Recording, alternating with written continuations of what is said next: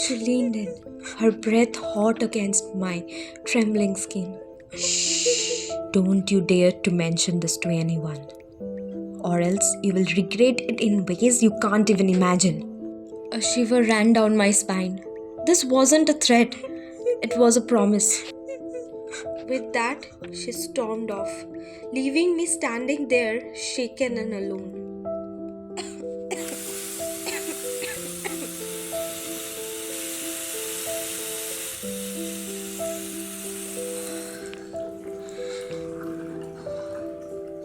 Nana? Preeti called out, her voice laced with concern. What are you doing here? We are getting late, Nana. And what are these marks? A wave of fear and confusion crashed over me, making it hard for me to breathe and think.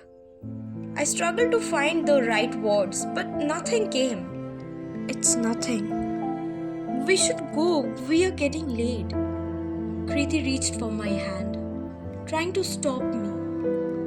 But Nana, her voice trailed off, filled with unspoken worry. Not here, Kriti. I promise I will tell you everything, but not now. Please, let's go.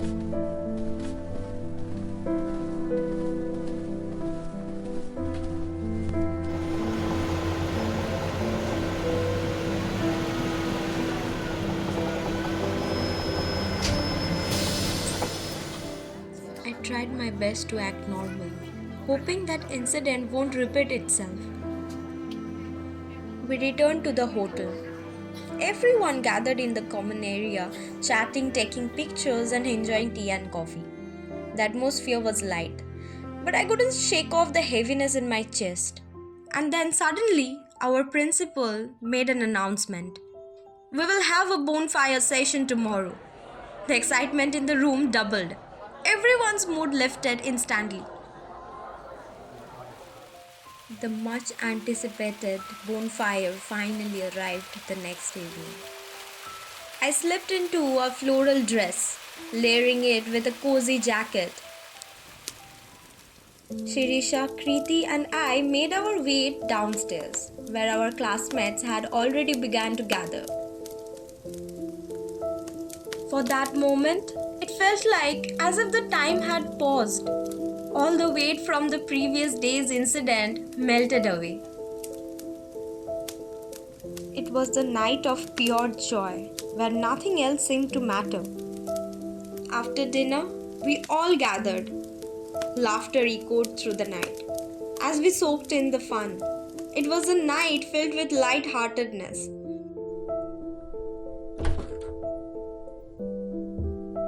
Eventually, we returned to our rooms.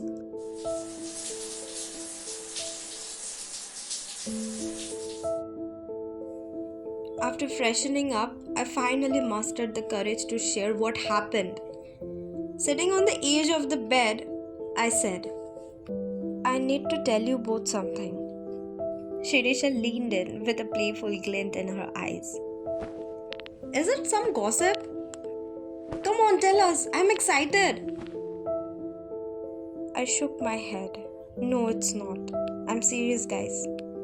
Yesterday when we went to the monastery, I could feel the tension in the room. Kriti was the first one to speak. You shouldn't tell anyone about this right now. Shirisha nodded in agreement. Yes, once we are back home, we can tell your parents and they know what to do. Their support brought a sense of relief, even though the fear still lingered in my heart. At least I wasn't alone anymore. I had them by my side.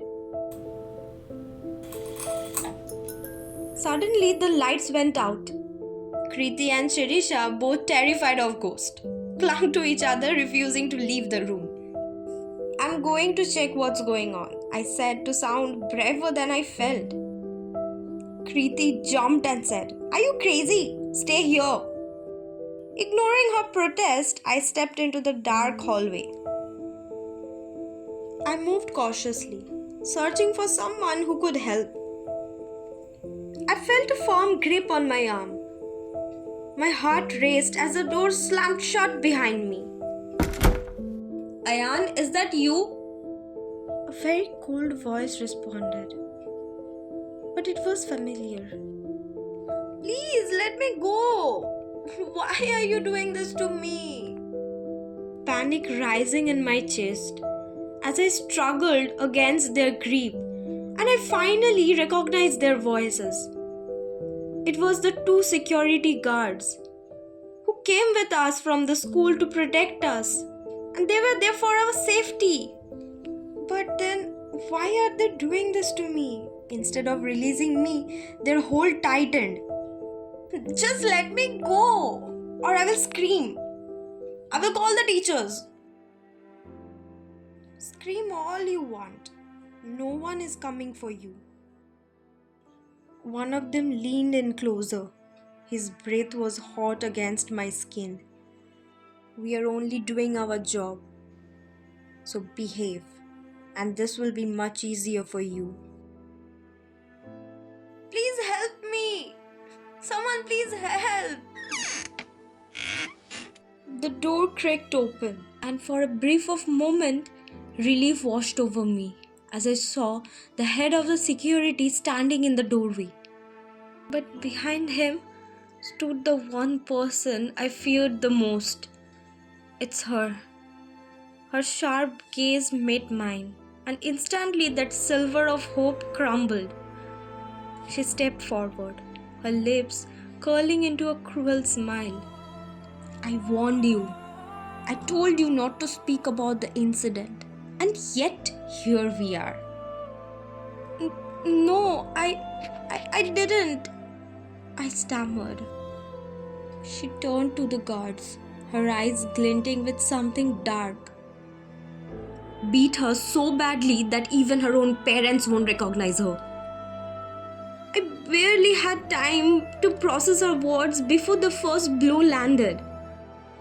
Pain exploded through my body as they struck me mercilessly. The taste of blood filled my mouth. I choked on my own screams. I tried to fight back. My strength was fading slowly. My vision blurred. I heard the footsteps, the door slamming shut behind me. Are they going to leave me like this? My thoughts drifted to my parents. Would I ever see them again? But my body betrayed me. The darkness crept closer. My mind clung to one thought. I have to survive. I have to see my parents again. This is just the story of one girl. But there are countless others like her. Voices lost in the shadow, pain hidden behind the forced smiles. It's heartbreaking to see that even today, in the world where women fight for equality, some of us choose to tear each other down instead of lifting each other up. How cruel is that the one who should understand our struggle are the ones who become the reason for our tears. The voices that should echo in the support often turns into whisper of judgment, jealousy, and cruelty. Thank you for taking your time to listen. I am Angira Chatterjee, and I will be back again very soon with another story. If you found this story meaningful, please don't forget to like the video and share it with others.